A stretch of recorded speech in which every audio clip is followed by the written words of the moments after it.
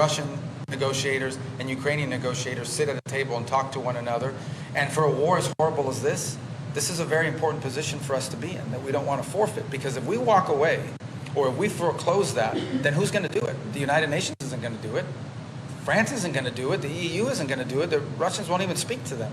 So we don't want to walk away from the... We know that at the end, the war in Ukraine does not have a military solution.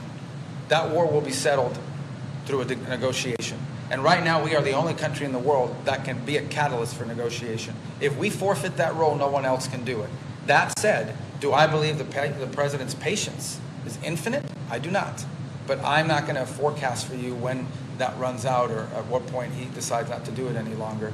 I can tell you, and I think you've heard him express, a deep frustration that this has not come to an end, because he sees it as a completely stupid and senseless war in which every single week 8,000 soldiers are being killed on the battlefield.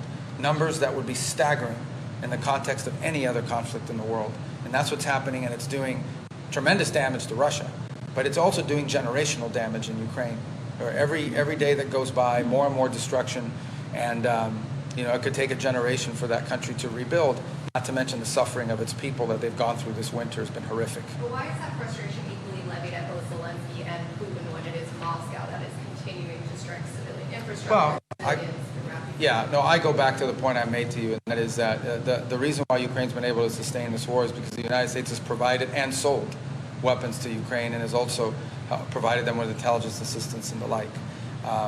And also, we've imposed sanctions on Russia. We've not imposed sanctions on Ukraine.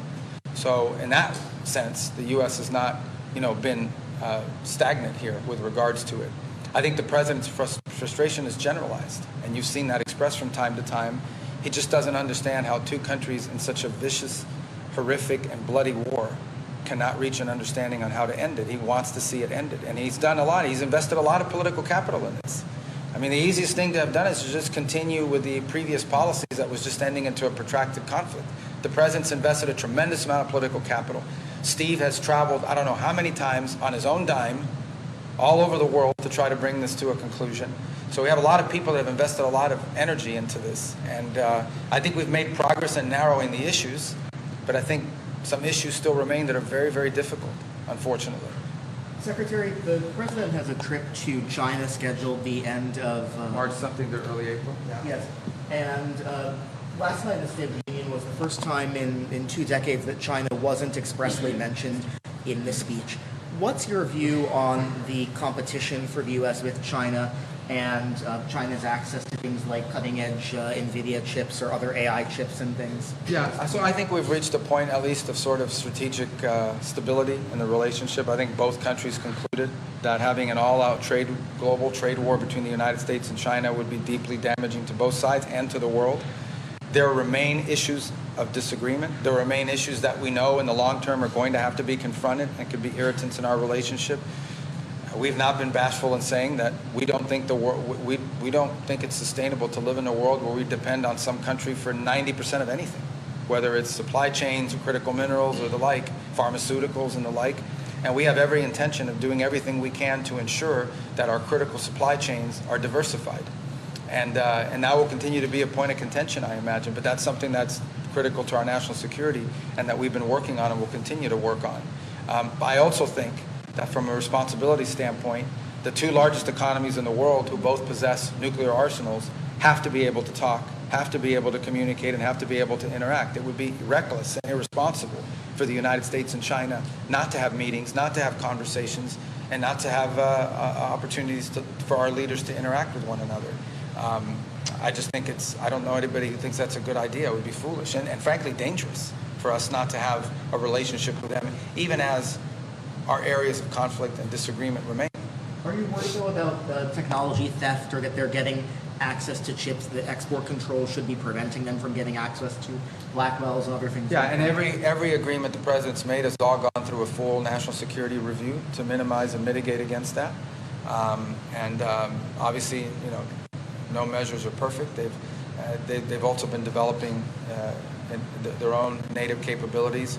Oftentimes, we would imagine, by information they've garnered from other countries. These are all well-established things, but as far as the advances they have made. But yeah, I mean, that's what will continue to be part of the dynamic in this relationship and in balancing all of this out. But as I said, I mean, we've reached a point of sort of strategic stability. Both countries see value in that.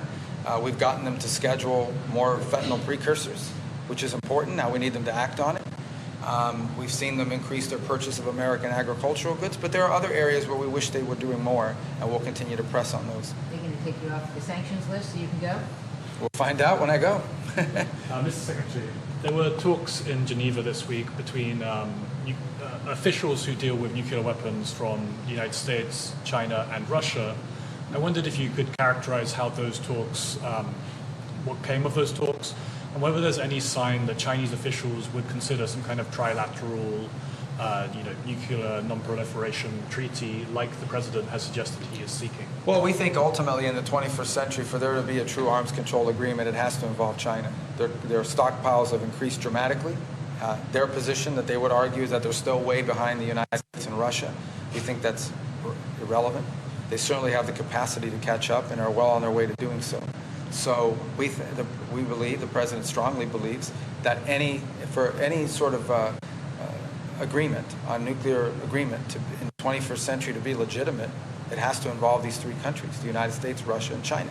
And we're going to continue to explore their willingness to do so. They have publicly said they're not willing to do it. I'm sure you've heard them say that.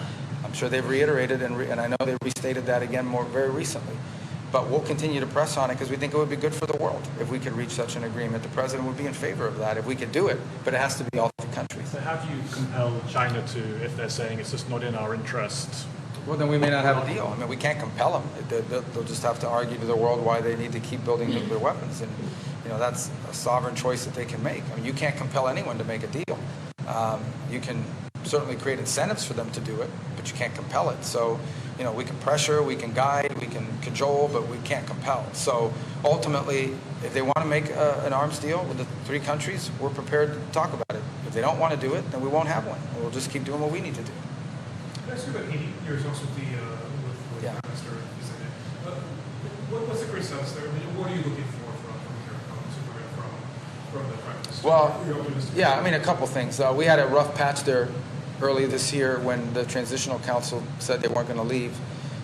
We addressed it forcefully. They left. So we're where we need to be now. The gang suppression force is building. We are very happy with the commitments we have gotten in terms of personnel. We feel like we've got more commitments than we have spots available for that gang suppression force.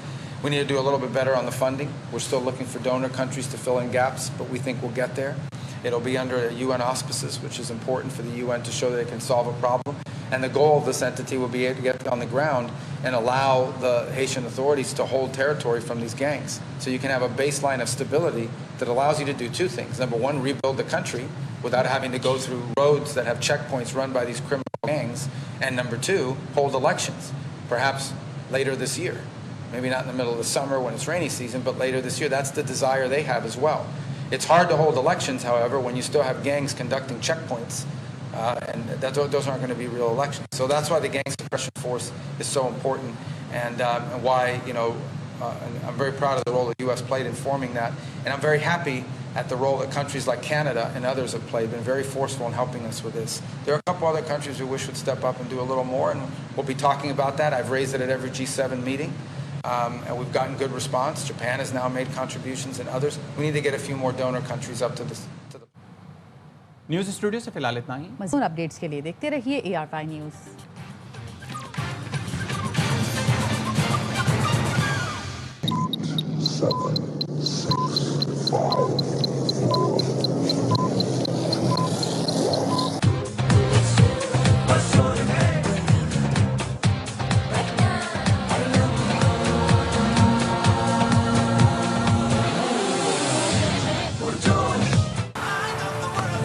Is a very big hit.